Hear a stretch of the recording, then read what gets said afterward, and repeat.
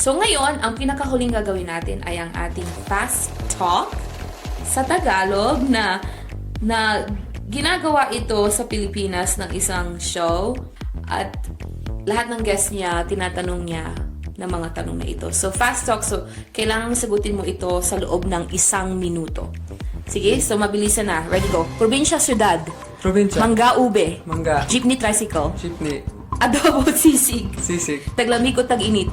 Tag-init. Gabi, umaga. Umaga. Palawan o Boracay. Palawan. Malaking bahay o maliit na bahay. Malaking bahay. Truck o car. Car. Rock or R&B. Rock. Ben and Ben o Juan Carlos. Juan Carlos. Pansit o kanin. Pansit. Taong bahay o lakwatsa. Lakwatsa. Coke o Royal. Royal. Halo-halo o turon. Halo-halo. Balot o kikiam. Balot. Langka o durian. Langka. Dagat o bundok. Dagat. Filipino